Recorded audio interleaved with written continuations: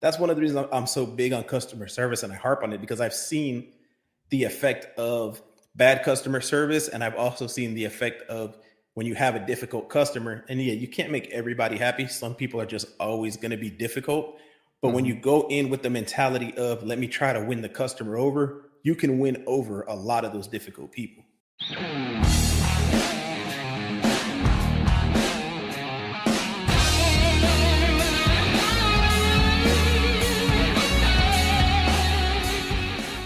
Hola, what is up, everybody? Welcome back to the Reliable HVACR podcast. If you guys are listening on the audio version, Spotify, Apple Podcasts, wherever, remember to leave a review, help the show get out to more people.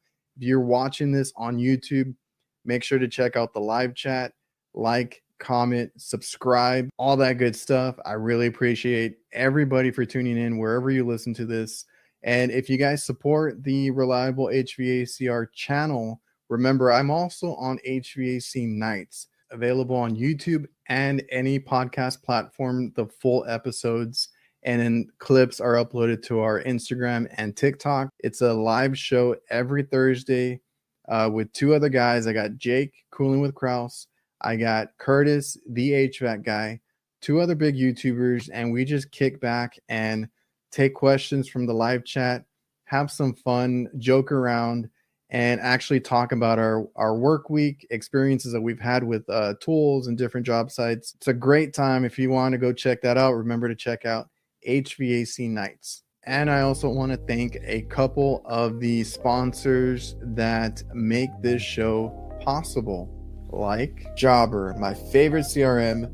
If you guys need to get organized, better manage your business, Jobber is a perfect app for that. It's on your phone, it's on your tablet, it's on your computer, anywhere you have internet access, and you can invoice, quote, do your maintenance agreements, schedule jobs, get this customer hub where you can interact with your customers, send out reminders. It does so much for your business to help you free up your time at the end of the day. So if you guys want a free trial and discount, you can go to getjobber.com/reliable HVACR. Then we have VETO Pro Pack.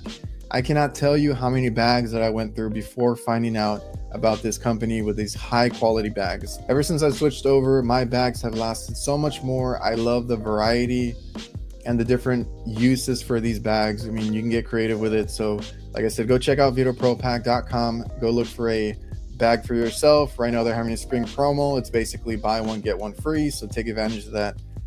You won't regret it. So thanks again to our awesome sponsors. Thanks again to everybody watching, listening.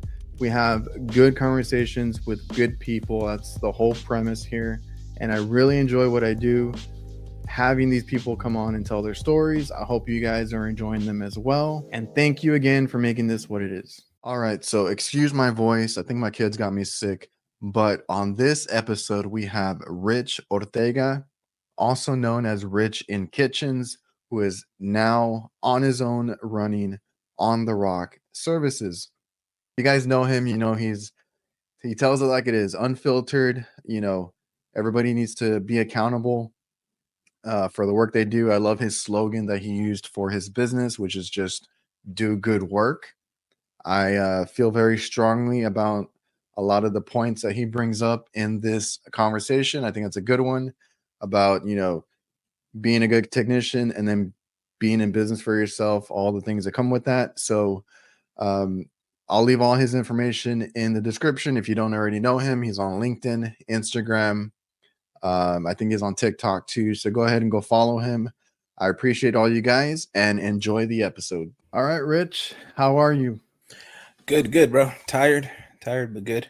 How about you? I'm doing same. I'm tired. I had a call that went through midnight the other night and kind of recovering from that one. Okay, cool. What was it? I got called out. See, I had the option to wait till Monday. It came in on a Friday, like after 5. I can't remember what time it came in. It was after hours, right? And they were like, if we have to wait till Monday, you know, cool. Don't worry about it. There was an AC that they said it wasn't temping. So I get out there and all 3 of them have issues. They have 3 RTUs. So I couldn't just leave, right? I had to sit down and go one by one and try and figure it out. I still have that problem though of like my attention, my attention span, or whatever you want to call it, because I started with one and then I want to kind of like dig into like the other two while I'm like getting this one started or something like that. So then I'm like jumping around back and forth. So like it was just a nightmare of a call. And I still have to go back because I got to quote out a new coil and possibly a compressor, but I got to double back and make sure, because that's one of those that we're not the only company that goes out. Oh yeah. So like I was kind of like, you know what, we'll take care of. I normally don't because of that reason, but I was like, let me go take care of you because they've been giving us more of the work lately, right? So like I was like, okay, I'll do it. But that one that I'm not sure about, I don't know if it's been overcharged because that was also like a symptom I had. So like I just got to go back because like at midnight my brain is like it was gone. fried. Oh yeah, of course, of course. So I at least I got to shut them down, and then because if not, they were just short cycling. So if not, we could have killed the compressor. Definitely would have been toast. Well, snap. Well, hopefully they give you that work, and then it just stays good, you know, from here on out. It just depends, bro, because like that one, we do maintenance or we just started. A lot of the stuff that I recommended, new compressors, blowers, like different things that I recommended, I can't remember them all, but I go back on my next trip, they're all taken care of. So some other company, like I gave them the work. Right. So you diagnosed it, told the customer what they needed, and then they got somebody else to do it. They got the cheaper guy. Nah, that's always fun.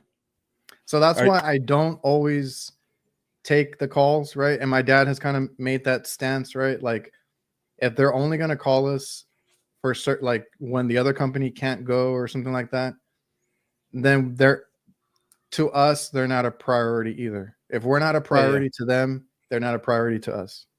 Yeah, 100%. I mean, obviously I'm in a different stage of business than you are by a long shot, but I'm still, as I build customers, I'm balancing that out. Like I thought I was going to have to work yesterday because a customer called me, said an oven was down and then something else was acting up. So I asked her, did she need work, you know, over the weekend?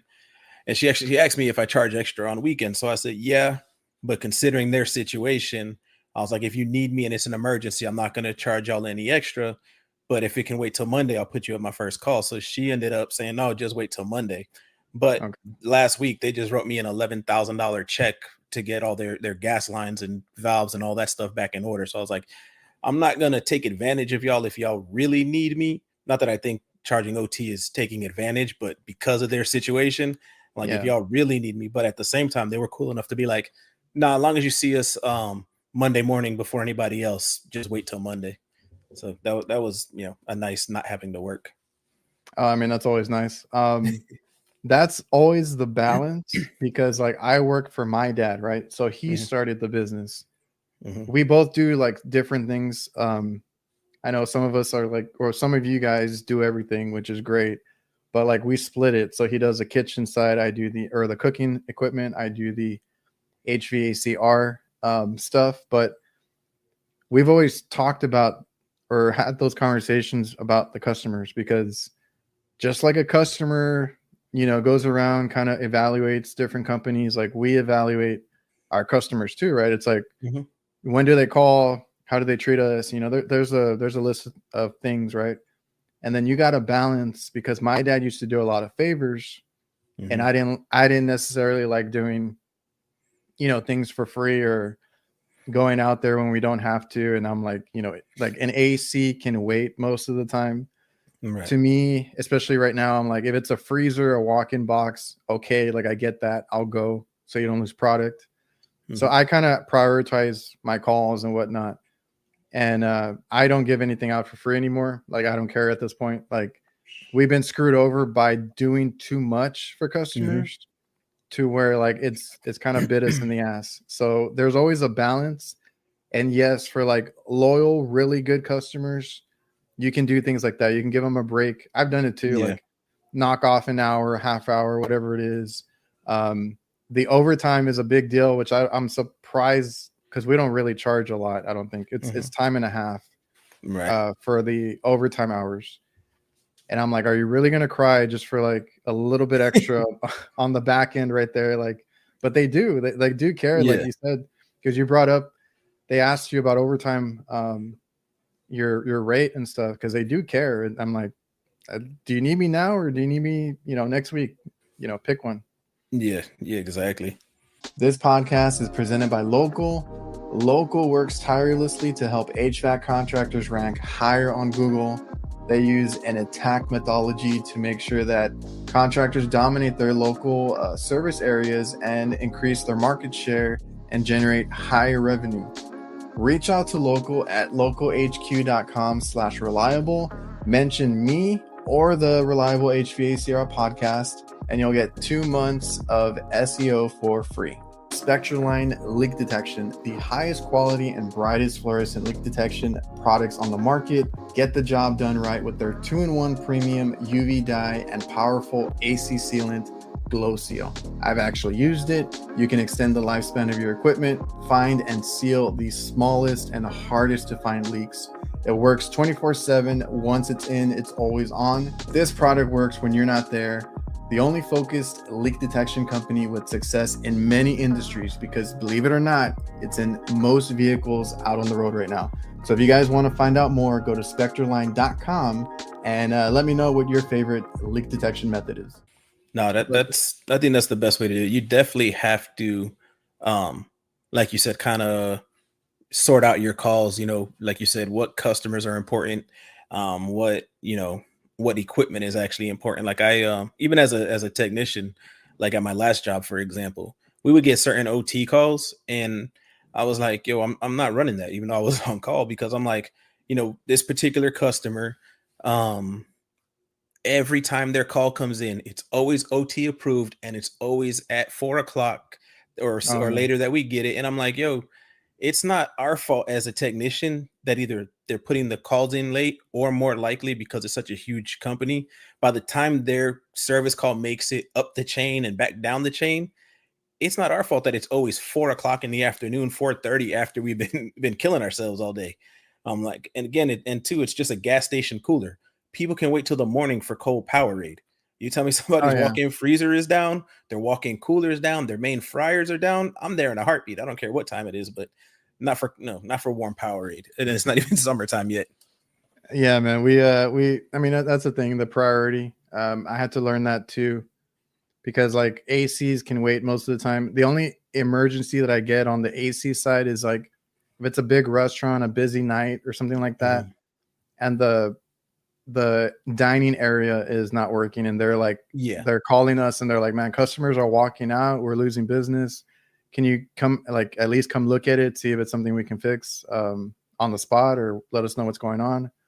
And I'll do that. And I started showing that in my my videos, because I started posting a little bit more on the YouTube side, even like for just random calls that I get. Because there was one that I went out in the rain just to make sure it wasn't anything stupid, right? Like backed up drain or something that I could just do really quick and get out. At least tell the customer I came out, I looked at it.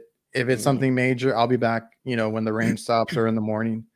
There's a lot of that, because I wanted to go over that too, like the customer, the service part. And I know you're kind of big on that too, especially now. I mean, you started your own business and everything.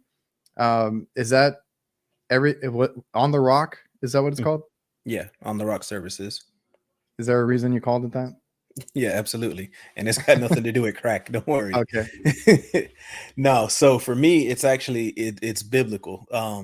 There's a passage in the Bible where Jesus talks about, if you build your life on sand, when the hard times come, your house is going to be demolished. But if you build it on the rock, on a solid foundation, then when the hard times come, it'll still stand. So with that, my belief is, if I build my business on the right foundation, then when hard times come, it'll survive. You know what I mean? There's basic business stuff that you got to do. Obviously, you got to watch your profit margin, your rates. You got to watch all of that stuff. You got to acquire a certain amount of customers. But then there's also things like, treating people fairly. Put yourself in their position. And, if you're doing this to them, if it was being reversed and it was done to you, how would you feel about that? And that's for customers, for employees, for vendors, for the whole nine. And there's also, working hard, doing the best job you can, excuse me, every time that you go out there. you know yeah, sometimes you're tired, but that's not the customer's fault. You're in a bad mood.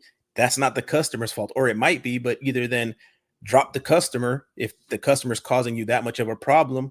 And if you're not going to drop the customer, then you need to give 100% every time you're on job site. So I just believe in doing stuff like that, that'll help me be successful. So I wanted to kind of incorporate that into the name of my business, that the stuff I'm doing is to build the business on a strong foundation. And I figure by keeping or incorporating that into the name, that can kind of always stay in the forefront of my mind. Oh, it's a good way. It's a good reminder to yourself because it's in the name. Yep. And I'm glad you clarified that, because I was a little like, what is it about? That's awesome though. That's now I get the name. Yeah. And I had the same thing with my dad, because my dad, started the company. He couldn't wait to get it off the ground and stuff. And then I helped him with all the like business cards, branding a little bit, logos and stuff like that before I even got into the trades, because I was always like good with computers and editing and stuff like that. And he came to me with the name, and I'm like, because it's Reliable Kitchen Services. So I was like, Reliable Kitchen. I kind of didn't like the name, to be honest, when it started. Right. And I didn't get it. But like to him, he was just thinking about like people, like the customers. He's like, we're reliable. We will be there. We're same day service, like all this stuff. And it's funny because later on, after I started working for him, any new customer that we got, they're like, man, you guys really are reliable. Like that was like my dad's like super proud of that, right? Like, Yeah. we'll be there. We'll get out there, because some companies will take like a week to get out there, stuff like that. Or they go and like look at it and they're like, well, we got to order a bunch of parts. We'll be back. Like my dad was very, very, adamant about same day service, at least looking at the unit and then telling the customer a breakdown of what's going on. Like that was his whole thing. I took that into what I do now. And yeah, man, like I didn't get the name at first, and then like it finally clicked. It finally clicked, and now I incorporated for my stuff too. So yeah, no, that's cool. And then what's cool too is somebody had mentioned to me, which I was like, oh, I wasn't even thinking about this, but they're like, yeah, your name makes sense, because when we call you, our equipment is like on the rocks, like it's going out. So they thought it was the phrase like, I'm here because your equipment is on the rocks. And I'm like, yeah, that works too. that worked out. Yeah. I did a little joke with mine, with my shirt, and my dad incorporated to the actual uniforms, where it's like, I'm here because you broke something. I did it as a joke. A lot of people, it's a good conversation starter. They're like, hey, I love your shirt, this and that. But there was a handful of them, but we don't have that customer anymore. That had a chain of restaurants here, and a couple of them like hated it. They would be like, why? That's disrespectful. And I don't know what, like those were like real uptight. I was like, dude, just come on. Like it's a joke, Yeah, let us help you out, whatever. I also want to thank DIVERSITECH. They simplify your work. They have everything a contractor needs to complete a job. That goes from equipment mounting, condensate, management, tools, maintenance chemicals, electrical components, indoor air quality, and much more.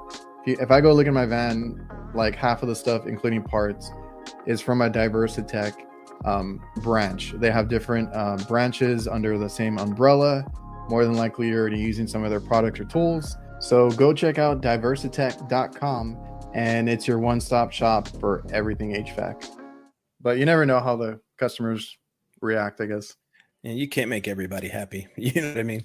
And at the end of the day, whatever you do has to bring some happiness and a level of fun to you also. So yeah, and I had to learn that from my dad, the whole customer service side, because I was the type of guy that was like in and out. Just let me go do my job. Let me fix it, get out. I wouldn't really talk to the customer or the manager. And my dad is like the complete opposite. He goes in there, he's best friends with everybody. He starts up a conversation.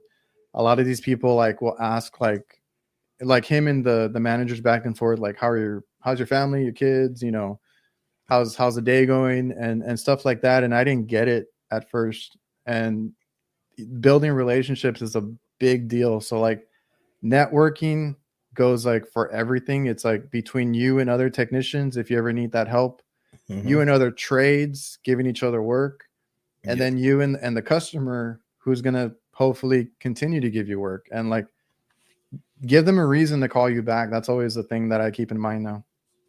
Yeah, 100%. That's something I've learned a lot throughout my career, and I've been doing this almost 20 years, probably like 18 years or something like that. Um, when I was in Florida, which is where I lived most of my life, there was a huge company in the area, and they had like the best accounts, they had the best technicians, and this is when I was still like early on. And then like I would go to a few accounts that they serviced, and they would be like, "Yeah, such and such company, man, they're great at what they do, but their techs are such jerks. They come in the middle of lunch and they want you to get out the way, and literally they're like, well, if you don't move, I'm leaving." So it just kind of clicked in my head. I'm like, okay, so I need to start having customer service. At least be polite, clean up after myself. One thing like I tell customers now, or I've told them forever, a lot of times customers will be like, "Oh, I'm sorry, I'm in your way." And I'm like, yo, like we're on the same team, right? So if you need me to move, I'll move. When you're done, I'll come back. I'm like, our goal is for your stove or whatever to be working. So that's all we got to do is work together. But when I started doing stuff like that, I started realizing I started getting sent more and more to the accounts that this other company was usually servicing. And what it turned out being, because I would get feedback, is, man, yeah, you fix stuff well. I was so at the time, but they're like, but you're just, you're polite, you're friendly. Like we feel good when you're here. You don't make us feel bad for being in your way and stuff like that. So I just kind of learned that pretty early on, and then I just kind of worked on I guess you could say perfecting it or improving it, and I got to the point where um they could send me, and this was like a few years back. I remember in particular there was this one manager at a chain account that the company I worked for serviced, and this manager, I don't know what was up with him. He was just like a prick. He would call at like 5 in the morning is when he would leave messages for service that he needed. And it was always, "You better get out here now," and this and that, and yelling and screaming. And it got to the point that I was like, let me go over to his place. Let me see if I can, win him over. And I had just finished listening to the book How to Win Friends and Influence People. And I said, let me see if this stuff is legit in the book. And then I went over there, and I don't know if you've read or listened to that book, but it's basically the basic premise of that book is that people don't give a crap about you. They care about themselves. They care about what you do for them and how you make them feel.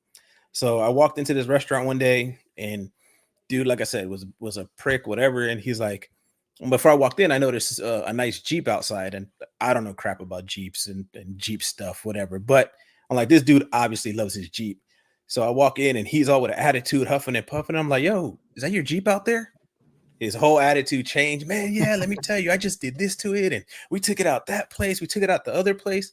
Next thing you know, he's requesting me to go there every single time. They're like, "What did you do to him?" I'm like, "Y'all need to listen to this book that I just finished the other week. I made him feel like, like I actually gave a crap about him," which I hate to say it like this, but I really didn't. I mean, he was a jerk, but in his mind, I cared about him. I didn't talk about Yeah. myself. I let him highlight everything that was important to him, and he thought I was the greatest. So that's one of the reasons I'm so big on customer service, and I harp on it, because I've seen the effect of bad customer service, and I've also seen the effect of when you have a difficult customer. And yeah, you can't make everybody happy. Some people are just always going to be difficult. But when you Mhm. go in with the mentality of, let me try to win the customer over, you can win over a lot of those difficult people. It's crazy. I was, like I said, fortunate enough to see it in person with my dad. Like he already Mhm. had that locked down and stuff. So I had to change the way I did things. And that just goes back to me being like an introvert. Mhm. I was always good with people. I was just not, I didn't go in there and being like, hey, how's this or how's that? Or, I just go Mhm. directly to the unit, work on what I had to do and get out of there. And I was good at that. But the relationship, customer service, I had to kind of learn that part of it. And it could be anything, like you said, like talking to, just checking in with the manager. I'll ask Mhm. them like, how's business, stuff like Yeah. that, just to make them feel comfortable. And then it kind of helps ease like the situation or the environment for you too, Mhm. because then they'll relax a little bit. Talk to the cooks, talk to everybody. That's the main thing that I do is, the cooks Mhm. are there. They hardly ever see anybody else in their kitchen, right? And then you go in there and they want to ask you, some questions, or they want to chit chat, just, go along with it. It goes a long way.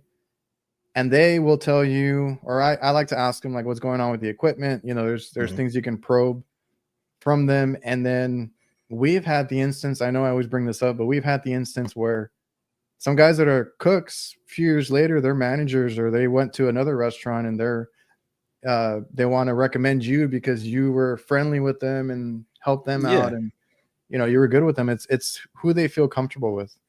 Yeah, and even if they don't get to become managers, at least in mom and pop places, if you have the cooks and the everyday staff kind of advocating for you, like the guy that's using the stove every day, likes you, and he's telling, his boss, hey, when Adrian comes or when Rich comes, the stove is always working great. When they're done, everything they touch is good.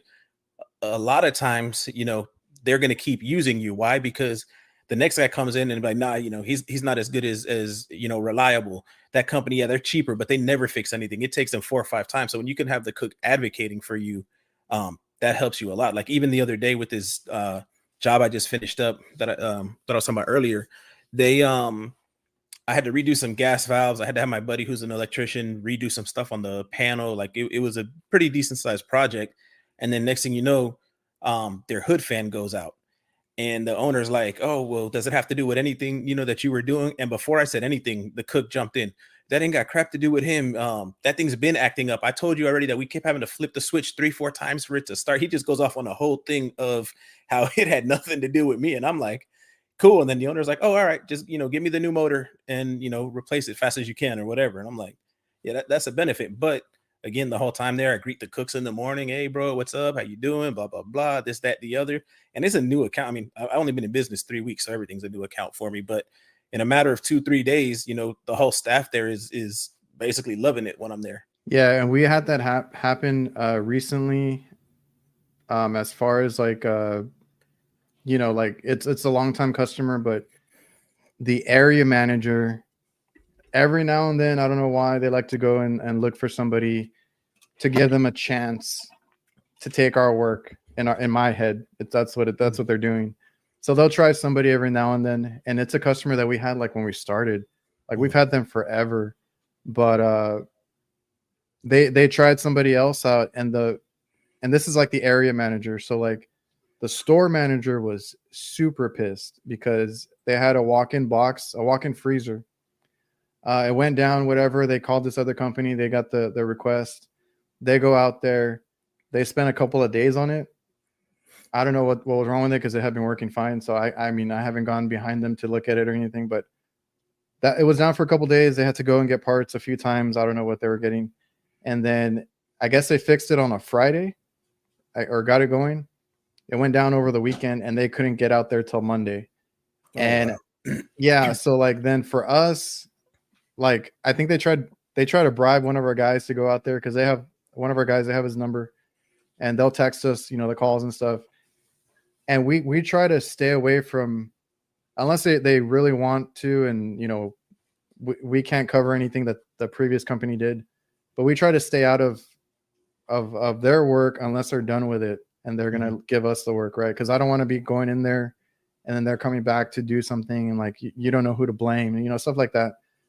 So they were trying to tell us, can you just come? Like the store manager was so pissed, and they went on a tangent, like you were saying, like Reliable or Adrian or Charlie never have this issue. They always get my stuff working. Like I can count on them to fix it the same day, or I can call them, text them like whenever, and they'll give me a response and they'll send somebody out as soon as possible. Like they went off on the area manager, and this happens like every time. They always get so pissed because it's not their call, and they apologize to my dad and everything. Like the store manager, they're like, I wanted to call you guys, but they wouldn't let me place it under you. They sent it out to another company. Like they were so apologetic, and it's just like, they really wanted us. And sometimes that happens, but that goes to building relationships and then just doing good work and treating people good. Like they're going to want you, they're going to demand you. So is it the same area manager that's been there that keeps trying to switch y'all out, or do they like get new area managers and then the new ones try to see, bring their old people in or whatever? No, it's the same guy, but they have promoted some managers up. But the thing is, I don't know if this is like a common quality of them. They're all stingy. Like whoever ends up getting promoted, they were one of the stingy managers. So when they get up there, they're looking at numbers. So I'm assuming they're trying to go with a cheaper company or something like that. And then it bites them in the ass. Like, we're not the most expensive. We're not the cheapest. We like to be in the middle. And even then, like, I feel like we give them a break a lot. And then this always ends up happening. And sometimes it depends on the area, because we do like 2 hours each way, east and west. So sometimes there's a area manager for a different region that wants somebody closer or something like that. So we run into that, which is understandable, but sometimes it's hard to find a good company or a good techs. So we've been called out 4 hours, 6 hours, I think even more, just because they cannot fix something and we have to go out there. And you'll take a we call charge that far? good. Wait, what? You'll take a call that far? Only for this one customer that we've had since the beginning. So like, I mean, like I said, there's different regions and stuff, but like we know most of the people in charge. They'll call my dad and kind of beg him and stuff like that. Cause they're like, even the hot side, that's what keeps us busy a lot too. There's not a lot of good hot side techs. So my dad is like one of like a few that can actually break a system down, figure out the hardest problems and all that. Like, I've seen it firsthand. And like I said, I think that speaks volumes of people like 8 hours away that are trying to get him over there. And they've tried to convince him to like open up that way. And we're like, that's too far. Like, we can't do that. Yeah. Dang, that's pretty cool. That's impressive for sure. And that's where I try to kind of model my work. Like, that's where I get my work ethic.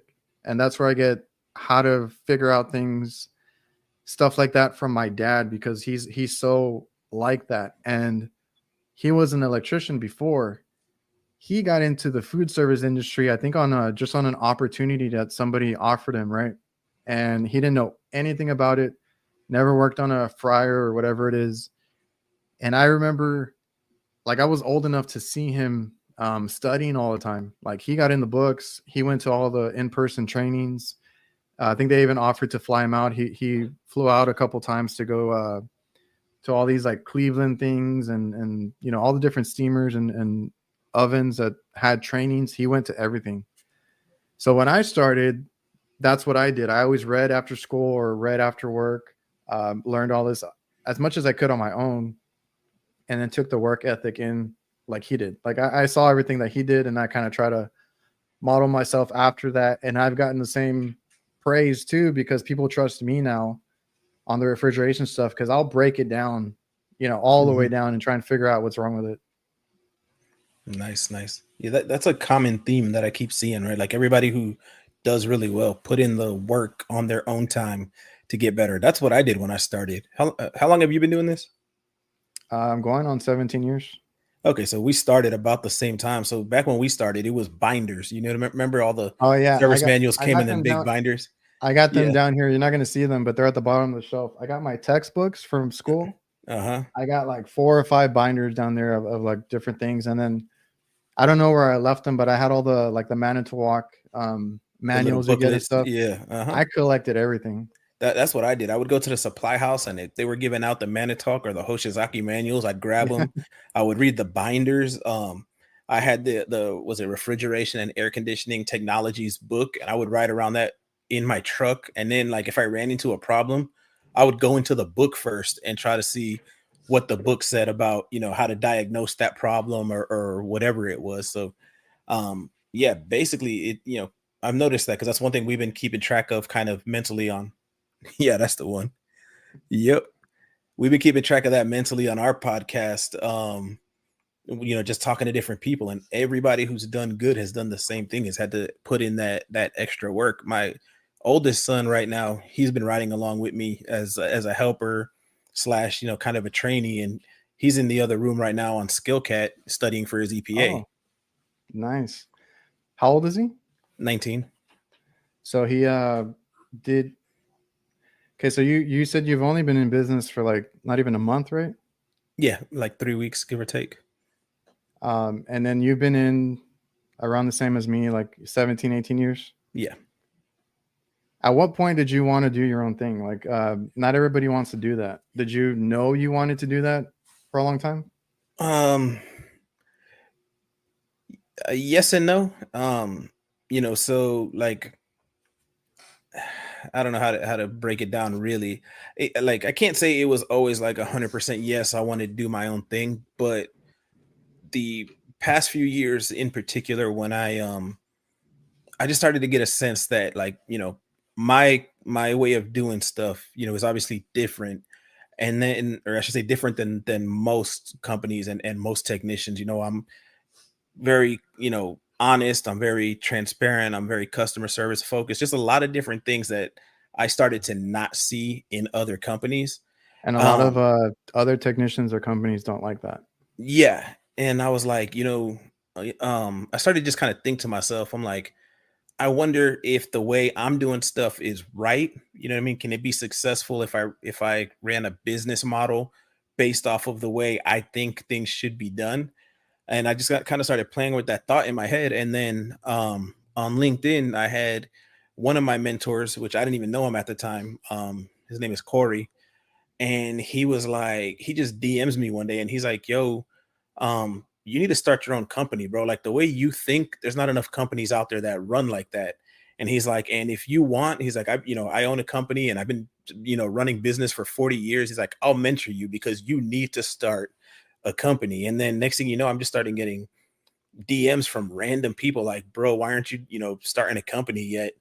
And then the same thing with one of my other mentors was like, "Bro, like the way you think, yes, that's how this business needs to be ran." So I said, "Well, you know what? I only get one chance to see if I'm right or not." You know what I mean? Like I only got a certain amount of time before I die, a certain amount of time before I can't work anymore. So I'm Oh yeah. like, yo, let's do it. Let's see what happens. I mean, if I got all these people in my ear that are successful at this saying, "Bro, where you're at, you need to do it." And my belief in the way I see things is so strong. I'm like, I know I can't sit here and work for other companies because I've seen how other companies don't care about their customer. And I can't have that frustration in me. I love the work that I do. You know what I mean? Like my wife says it's great because I can leave stressed and come home relaxed because that's how much I love the work that I do. I'm like, so I Yeah. can't have this frustration of like, I know this is the right thing to do, and y'all won't let me do it for, A, B, C, and D reason. So I was like, screw it, let me do my thing my way and see what happens. Yeah, like and that's a good way to put it because I genuinely love what I do too. So I don't really have those stresses unless like it's been a long day. Obviously, it's very labor intensive and stuff like that. So there are hard days, good days, there's a mix of that. But I love what I do. Now, if you work for a company, it depends on the company because you could love what you do, you could be really good at what you do, but like it's the company part, your boss, your Mhm. coworkers, that kind of stress is what sucks. Or you might not enjoy it because of that environment situation. Not that it's like a toxic environment or anything like that. It's just like you get rubbed the wrong way. You don't want it, you're not allowed to do what you want to do, Yeah. Well, all like, that stuff. yeah. So like just to give an example, and let me, preface this by saying I'm not trashing any company, but it's just, an experience. Um, I was gonna say, so like, who are we calling out? let's just say that this major company that I worked for, we could only get parts from a specific supplier for like 99% of the parts, right? Yeah. And I would be like, because of the way I came up in the industry, I know every part supplier. So it's like they're out for months. But I'm like, if we could order from this guy, I could have the part in 2 days and have the customer up and running. But you're telling me I have to let the customer wait because the main company we have to buy from doesn't have the parts, even though these other people have them.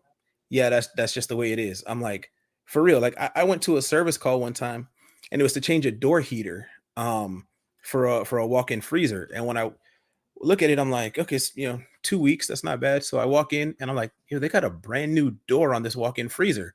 Like, how did they get a brand new door if they approved this door heater 2 weeks ago? I look, Mm, it was a year and 2 weeks. We were waiting on the part a year and 2 weeks since the order was approved. And I'm like, dang. I could have told you 5 different suppliers that we could have had the part from probably 3 days after it was approved. Yeah, that's just not how we do it. We have to order 99% of our stuff, from this place. And then like one time, I was at a customer that they service, and I forget what I was working on, probably a fryer. And the guy asked me, he's like, "Hey, you know anything about our freezer? We're waiting on a part." So I'm like, "Well, what is it?" So it's a fan blade for a heat craft evaporator. So I look it up and I'm like, Tech was out here 2 weeks ago, orders it from our main supplier and orders it ground shipping. And I'm like, I call, United, and they're like, yeah, of course we got those in stock. And I'm like, that's where I think I made a post not too long after that where I kind of went on a little rant where I'm like, yo, like, why aren't we teaching technicians that you can go locally? You know what I mean? And why, because you got the Yeah. whole OEM push, right?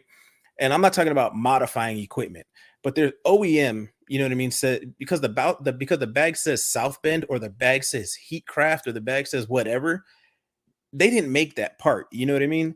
But because of the way certain things are structured in the industry, it's like, oh, well, I have to order this, Heatcraft blade from this exact, supplier, and we got to wait 3 weeks. And I'm like, well, now you've got insufficient airflow.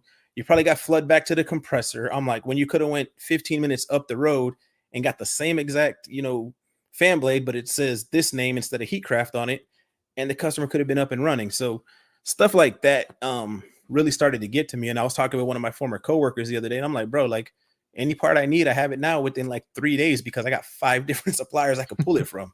So simple stuff like that. To me Yeah, is because is I'm like I'm comfortable going with our one main supply house, but like lately, like they've been really bad about ordering some of the stuff that I need. I'm gonna go next door and go down the street and go to another supply house. Like that's something, right? Like the downtime for the Mhm, customer. Like if you can get them up and going. Like I said, a lot of companies that we're taking business from is because they took too long to get back either mhm, getting parts or just getting to them. I mean, yeah, my dad was very like adamant about same day service, all that kind of stuff. And that's kind of how we built our company up. And I'm, I try to go OEM if I really need to. I'm mhm, not against universal. I have universal parts on my truck that will get me out of a pinch. And most times that is a permanent repair for me. mhm, If it matches up, everything matches up correctly, that's fine with me, right? Usually I only go OEM if it's like if the universal or aftermarket won't fit in a certain area mhm. and it has to be OEM. Like that's when I go OEM. Because a lot of times I've had this conversation with plenty of techs. It's like, why are we gonna not only wait for the part, right? Because most of the times you got to order these OEM stuff. A lot of times it's like 3 times the cost or whatever it is, and then you can go get a universal for a fraction of the price, put it in quicker, get them up and going. Customers going to appreciate that way more. So I think you do got to pick and choose. I already kind of have a list of like, okay, this one won't take a universal, like we got to go Mhm. OEM, but options, dude, like you can't be so Yeah. stubborn to go with The one. and a lot of times, I mean, maybe the companies themselves can be stubborn on that policy, but I think there's a lot of there's a big lack of education in our industry because I've seen, for example, um, like technicians order like a switch. Oh, I didn't have the, let's just call it South Bend switch on my truck. I'm like, bro, but you got 4 switches that are the exact same size, the exact same rating, and the exact same application. And they were like, Yeah. oh, I thought it was special because it was a South Bend oven and a South Bend switch. And I'm like, Yeah. that's not how it works. Or like, I was working on a grill one time and it needed a valve, and the valve was like $1,900. It would have been for the customer. And I'm looking at it and I take the part number for the valve and I go to a website from a supplier that I used when I worked with, smaller companies. And I type in the thing and it gives me all the alternate part numbers. So I start looking up alternate part numbers and I find the same exact valve that would have been $1,900. I find it for the customer for $900 through the same part supplier, but one was this OEM, the other one was the other OEM.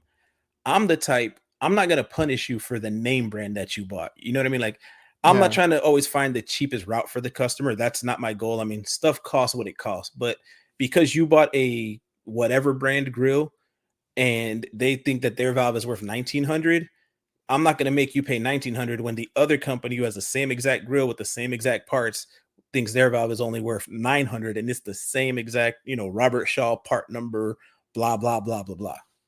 Yeah, I've dealt with that several times, and some of it just comes with experience because I've had to go into supply houses, especially nowadays when they're just alternating the kids at the front desk and the ones that are helping you out.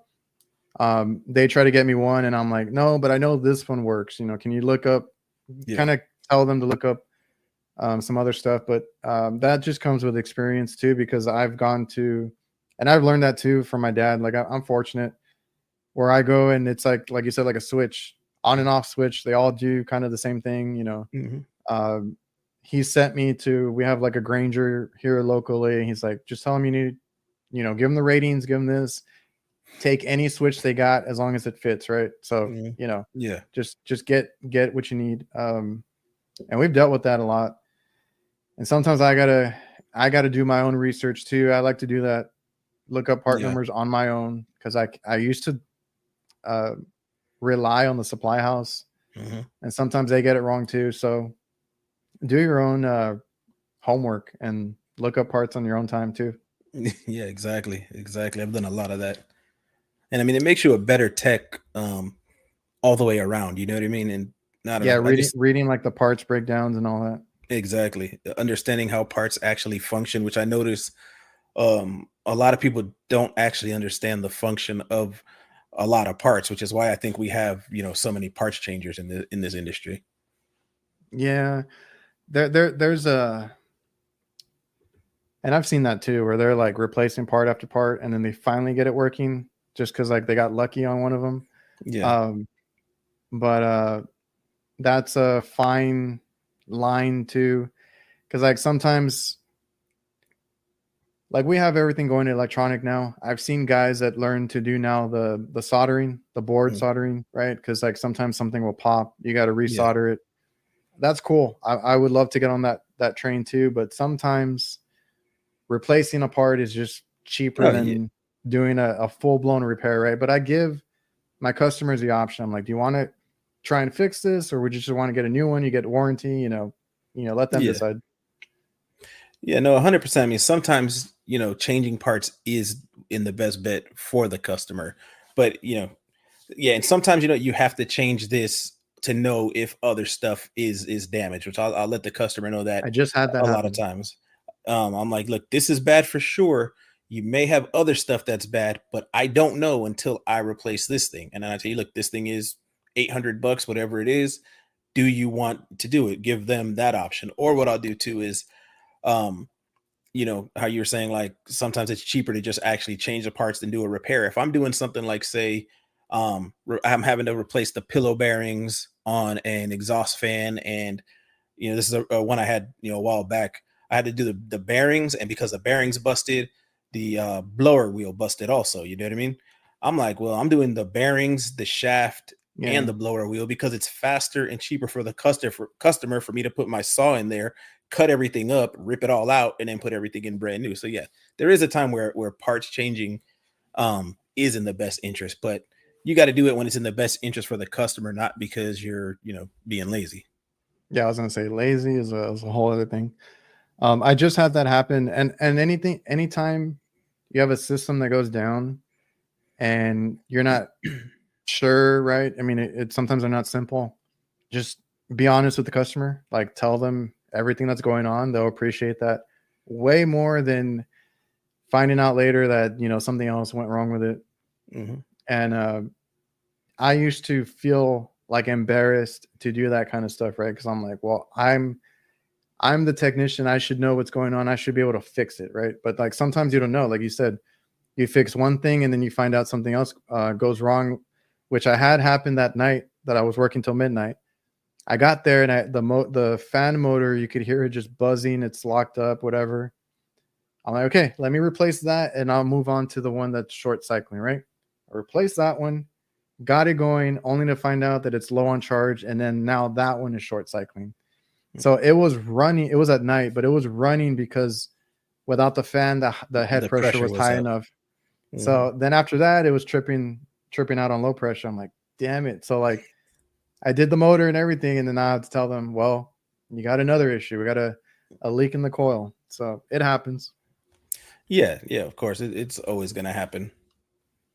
So how's business for you? I know it's only been 3 weeks, but have you been staying busy? Yeah, I mean, I've a lot better than I expected for sure. Uh, yeah, I thought I was going to be out pounding the pavement every day trying to get customers, and I got a lot that because of my content. Like when I announced I was going on my own, I started reaching out to people I was connected with on LinkedIn, and they're like, "Yeah, we'd love to give you a shot." And then I started having people message me. They're like, "Hey, now that you're on your own, we'd love for you to, pick up our work in your area." So I have been staying pretty consistent. I mean, I've run calls almost every day that I've been on my own. And like I said, one of them was over 11 grand. That same customer, like my first week, spent 20 something hundred with me, getting their one of their ice machines up and running. A local chain here gave me some gave me their accounts, and I ended up doing like my second day doing a $2,500 HVAC repair for them. So yeah, it's been good. I got no complaints about it for sure.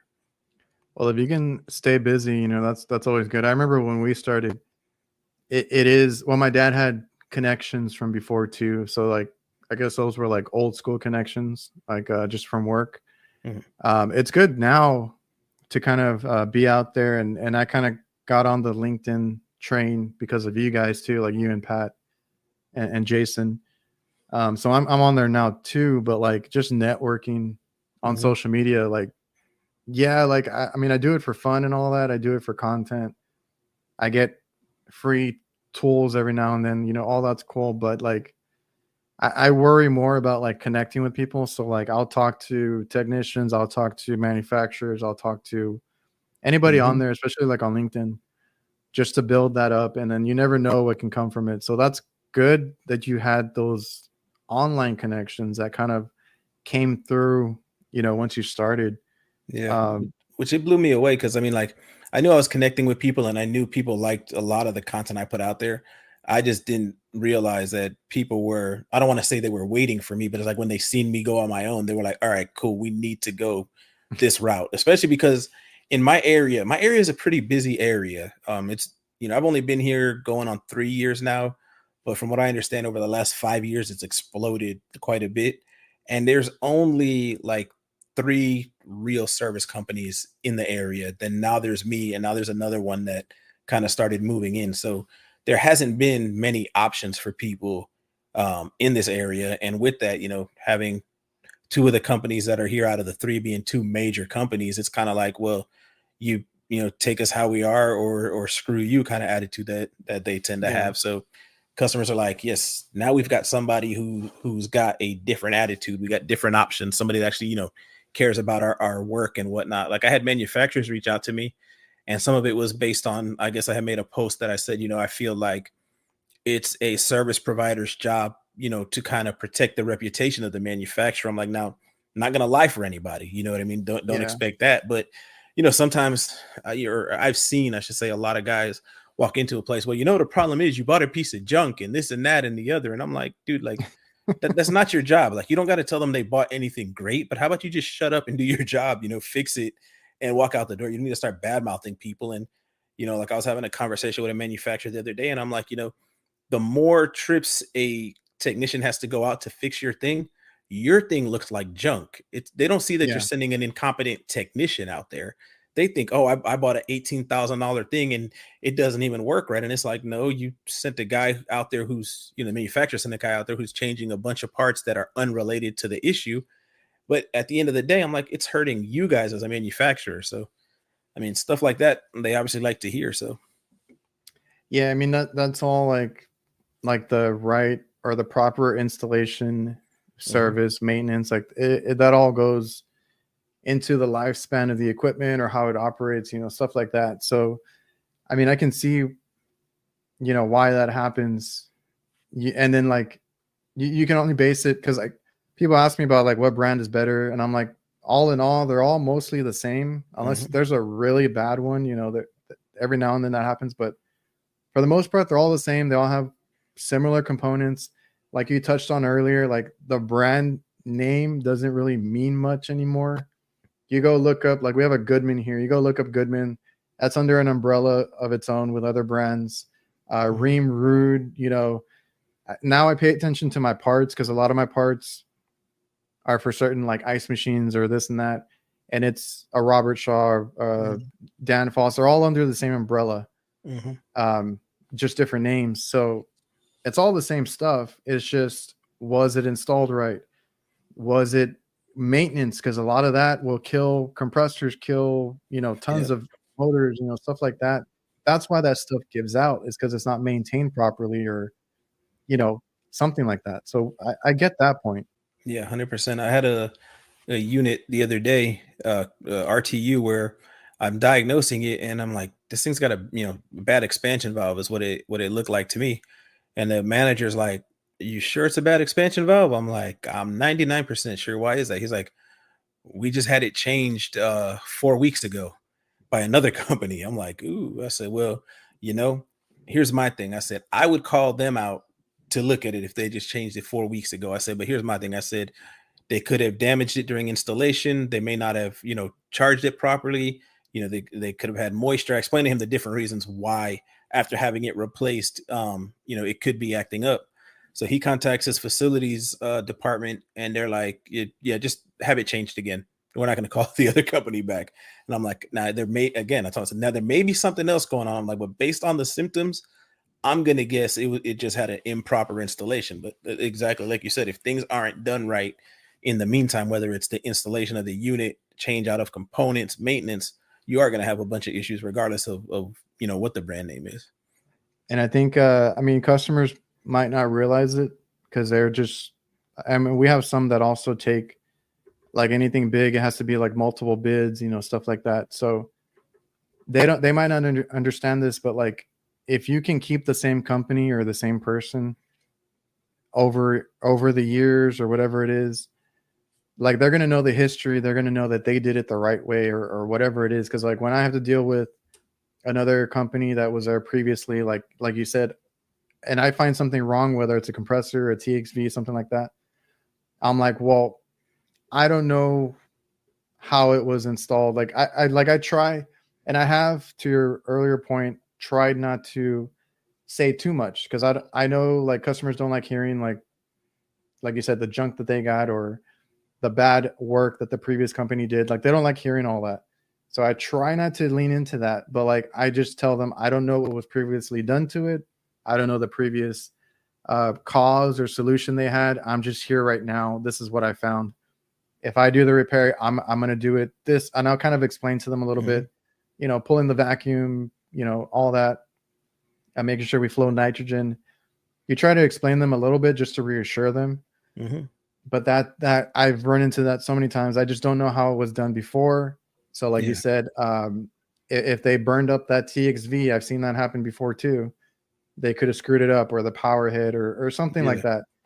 And, you know, you just, when you do your work, just make sure you're doing it the right way, and you should be good. Yeah. That's one thing I do. Make sure I do my stuff the right way. And I've always been one to not, you know, to try my best to not trash the last company in that your was head, there. in your head, you can, like, you're gonna be like, man, they did such a shitty job, but Right. say it out loud. Yeah, because I mean, I've had times where in my head I'm like, oh my God, they were so obviously wrong. Like, what were they thinking?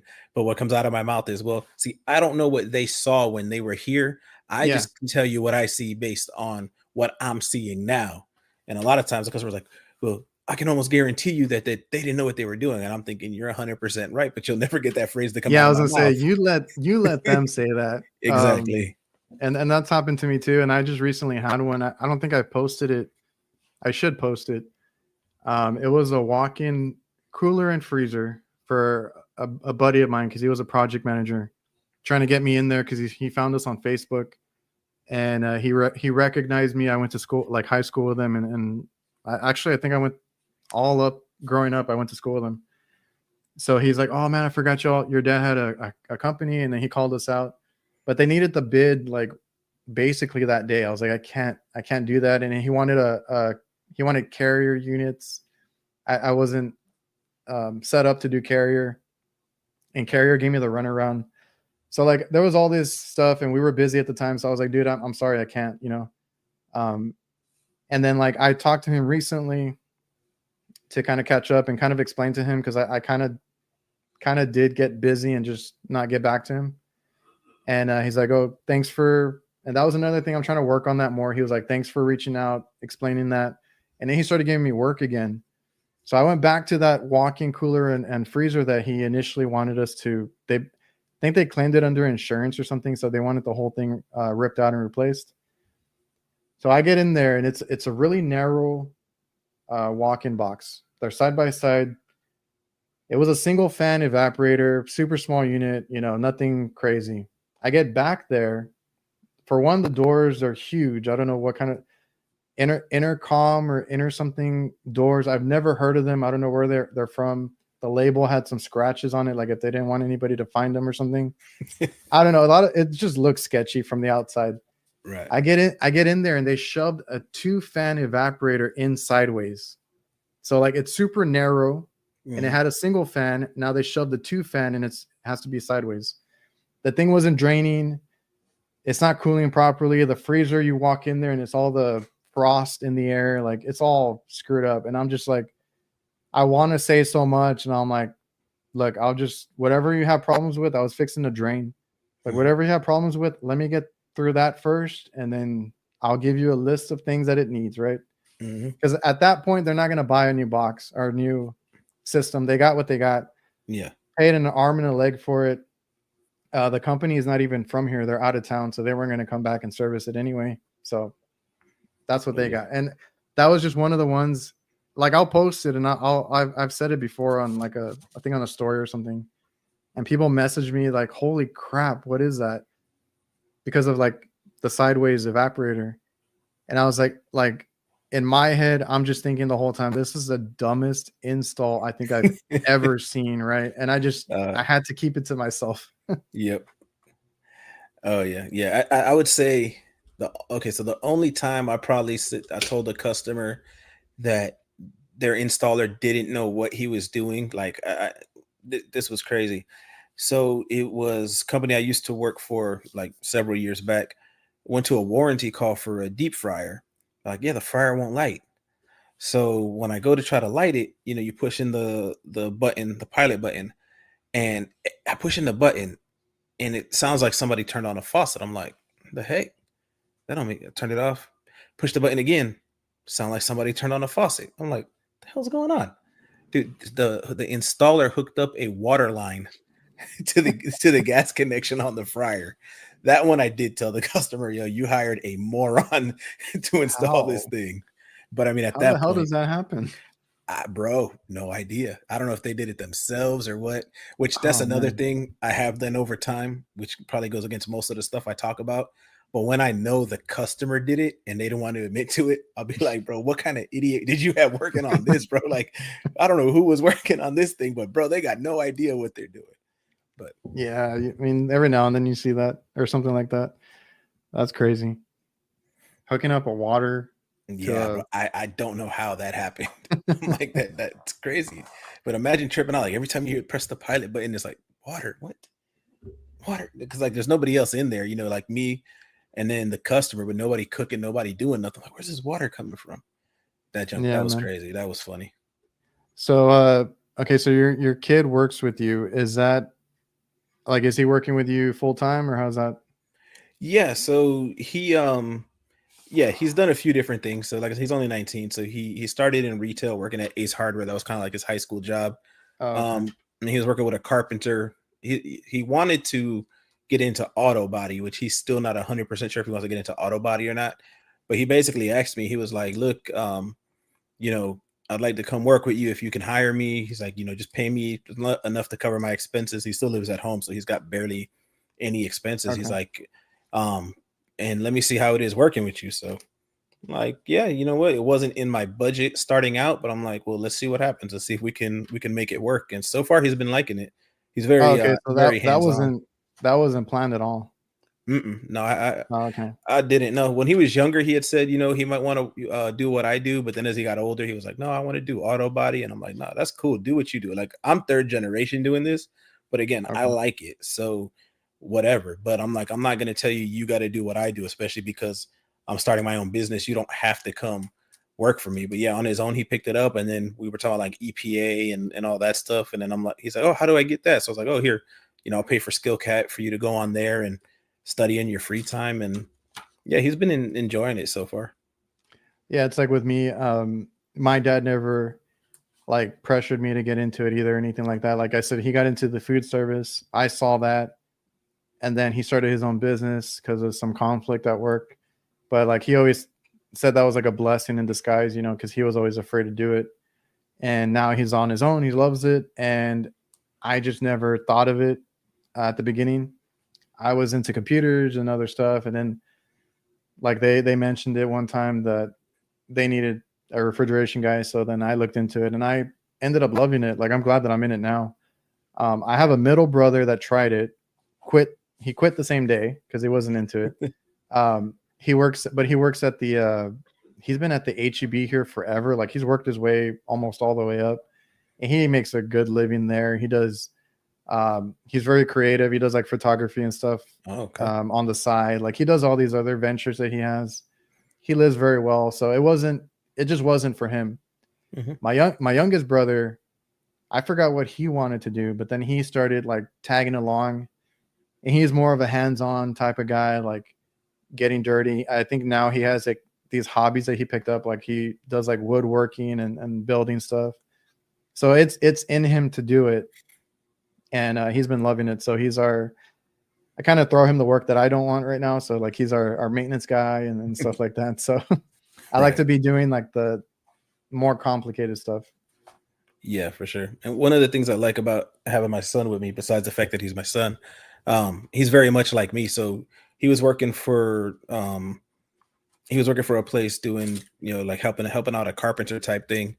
And he said the guy just was doing crappy work. And he said the thing is that the guy would be like, yeah, I could have done that better, but I just didn't. And my son would be like, well, why don't we fix it real quick? It wasn't that hard to do to begin with. And the guy was just like, nah, it's already done. We'll leave it like that. So my son basically told him one day, he's like, bro, like, I can't put my name and my face to crappy work. He's like, even though I don't really know carpentry, like if you're sitting here knowing you're doing crappy work and you're not willing to fix it and I'm willing to fix it with you, he's like, I just got to be out. So even working with me, that's one of his things. He's like, I know, he knows my standard of doing stuff. And he's like, I can work with you because I know if we put our hands on it, we put our names on it, it's going to be done the absolute best that it can be done. So to me, that's pretty cool because you know how hard it is to find people like that day to day that are willing to do a good job on anything. So that's been enjoyable. Yeah, that's why I would butt heads with the people local here. Like I had the same type of mindset with my dad, like how he works.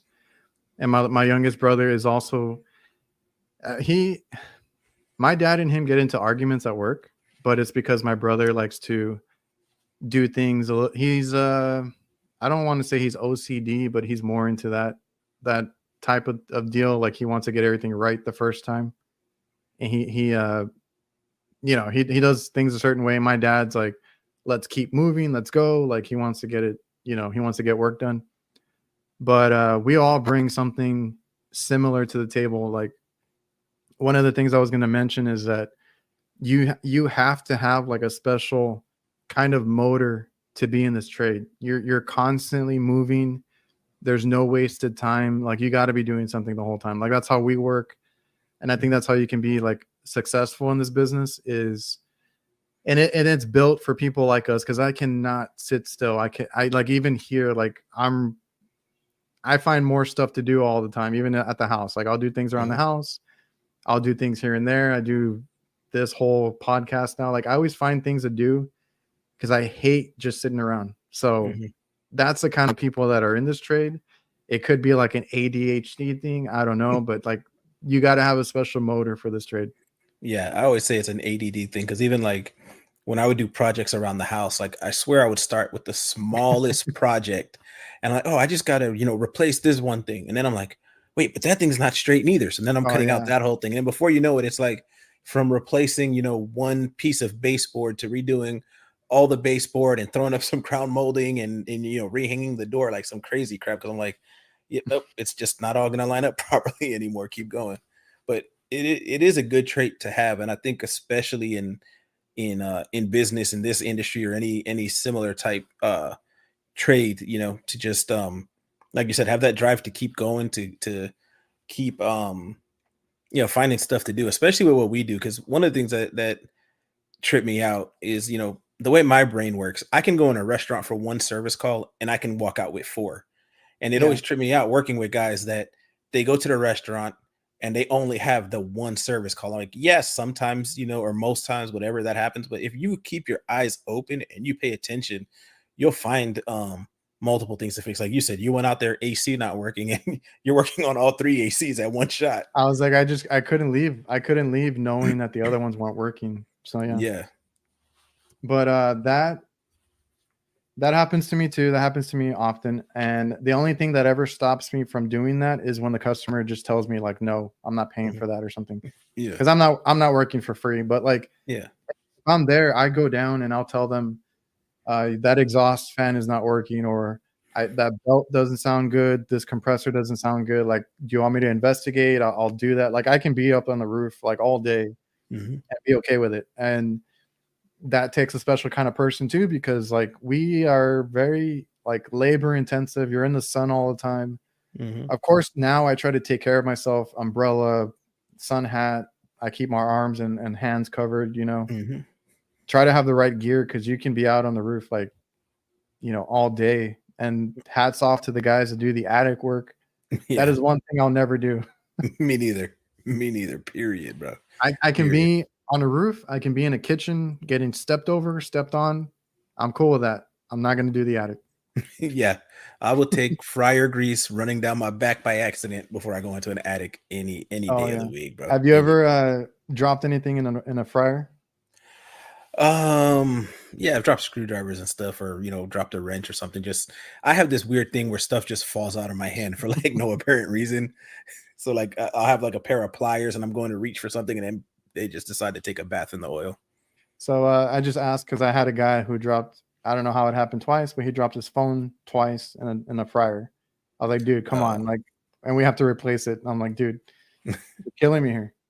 I've been real close. Thankfully, I don't think it's ever happened, but a few times I've almost dropped my cell phone. You know that there's always that space between the walk-in cooler and the wall that you can't reach into, but like you're on top of the box. The amount of times I've dropped my phone and it slid that way, and I've had to kick it, like off, not off the box, but kick it to the side or something. I'm like, oh crap, that would have sucked. Yeah, man. We yeah. I try not to lose anything. I'll lose a tool here and there, but that dude, I was like, come on, like I can't be buying you a phone every week. Yeah, we had a guy that I used to work with that he sent accidentally. I don't know how you accidentally do it, but he accidentally sent his iPad through a conveyor oven. Oh shit. I guess he set it on the conveyor, forgot it was there, and then got the oven working.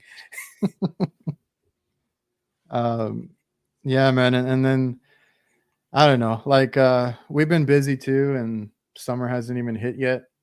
Is it warm where you're at? Warm-ish. I mean, I think it was warmer this time last year than it is right now, but I don't think we've actually reached the 80s. I think we've been in like the mid to high 70s, and it hasn't even been consistent, which is weird. But I mean, it's been nice weather, but yeah, I'm looking forward to it heating up just so I can get more work. Yeah, I mean, work is going to come.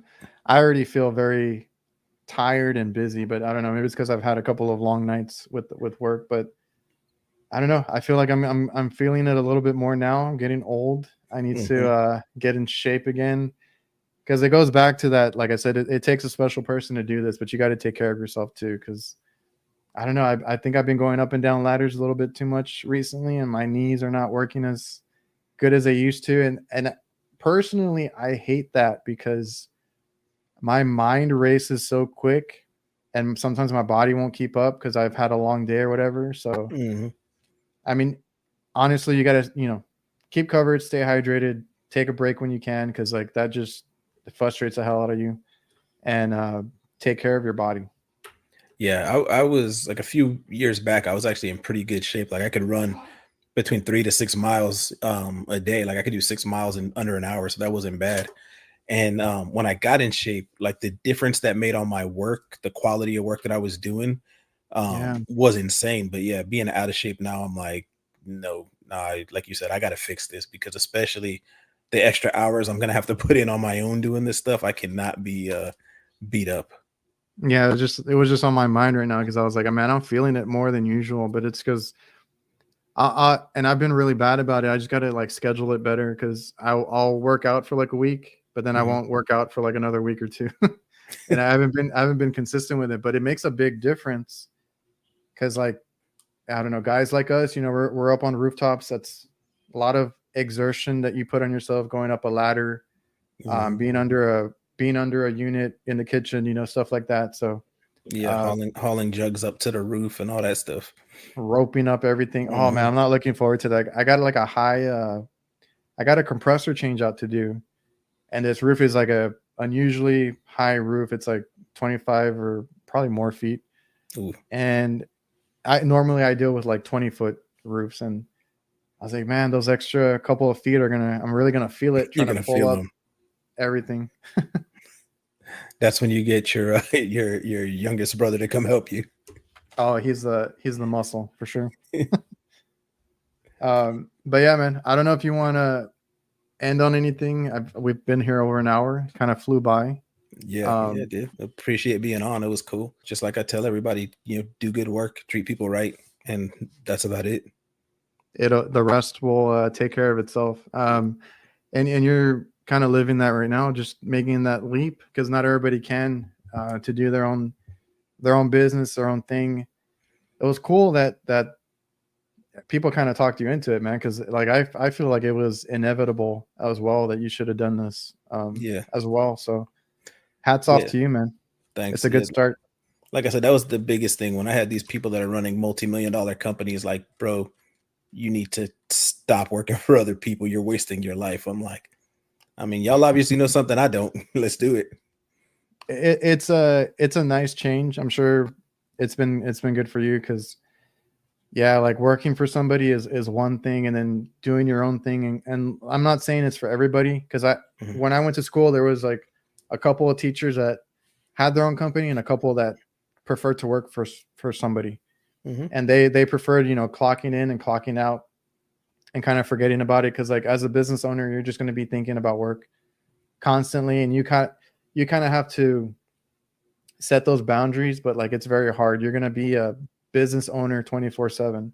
See, yeah, that's So, what I'm finding. Cause like last night I was up till probably 11:30 and I'm on LinkedIn basically DMing facilities managers and operations directors and stuff like that, just introducing myself, introducing oh my yeah. company.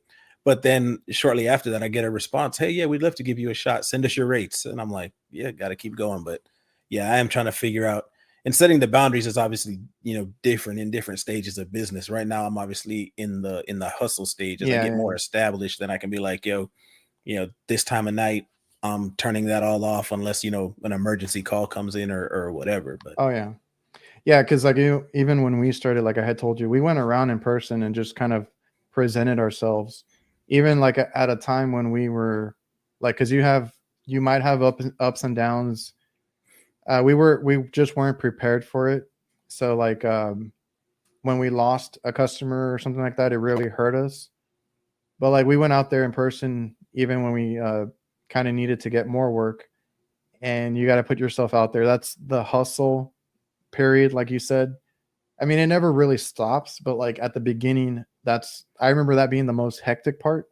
mm, And then it kind of levels off a little bit. And then, especially if you can get the hang of it, or the quicker you can get the hang of it, um, you'll reap the benefits mm, afterwards. Because, like, now, like you said, like we have a certain time. My dad will take like text messages after hours, but like we're not taking like real phone calls mhm. unless it's, well, usually it'll come through as a text or a message, emergency, whatever, or we get the emails. We can go through the emails and see if it's like an emergency type deal. But yeah, like I have my phone on certain notifications or silence after hours. Like I won't get You know, I try to keep my after hours separate for family, my kids, you know, all that. So you get to, that's the cool part about it. Like I was saying earlier, some people rather just clock in and out, which is fine. Yeah. Some companies, you know, they will treat you good and they'll give you, you know, a good payday and all that. But some of us, you know, we like the hustle. We like the doing our own thing. I don't like being told or bossed around. So I'd rather be doing my own thing. Oh yeah, it's a hard thing, and maybe this is something I shouldn't say, but it's hard when you're working for somebody and you're like, yo, I'm a lot smarter than that guy. I was gonna say, unless, yeah, if you're working for somebody and they're not allowing you to be the best that you can be, that's another issue too. And at that, you know, just go out on your own. Yep. Cool. All right, man. I appreciate you for coming on and taking the time, man. It was cool. Absolutely, man. Appreciate you having me on. Yeah. Everybody watching and listening, and I appreciate you guys for coming out too. See you guys next time.